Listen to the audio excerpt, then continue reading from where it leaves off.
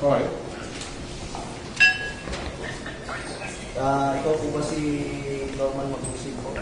Alias Francis Leo Marcos? Hindi.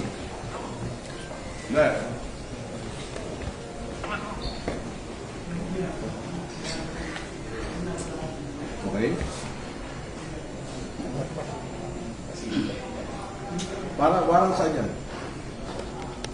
Bago pa po yun, ayanin pong basahan ko po kayo ng ano. Kita mo, sir? Kita mo? Operatiba ng CIVD.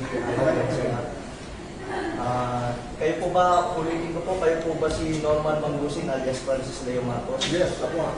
Kayo ay aming inaaresto sa bisa ng warrant of arrest na issue ng RTC Branch 294 Parañaque City for violation of unjust fixation under Article 287 of Revised Penal Code as amended in relation to Section 6 of RA 10175. Kayo ay may karapatang manahimik, sir. O sa walang tigo, o anuman ang inyong sabihin ay maaaring gawin pabor o laban sa inyo.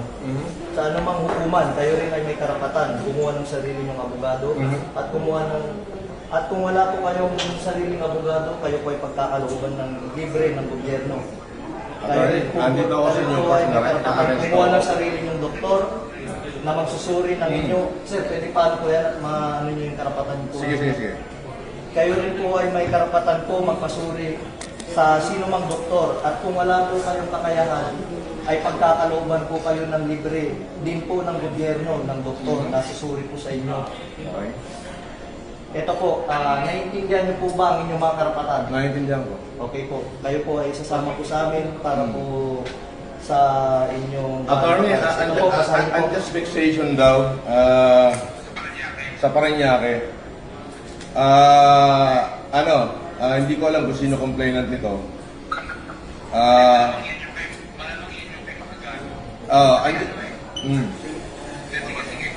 Andito ako sa Newport, ina-arresto na nila ako, sasama ako ngayon, hindi ko natatapusin itong pagkain ko. Inilive na nila ako. Pwede bang sasama na lang ako, Brad? Huwag mo na ako ipahiya. Hindi, kailangan po kasi may procedure po tayo. Sige, sandali. Hiramin ko lang. May procedure po tayo, sir.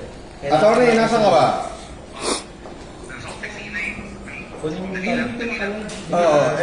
Kailangan bilan nyo na ako dito.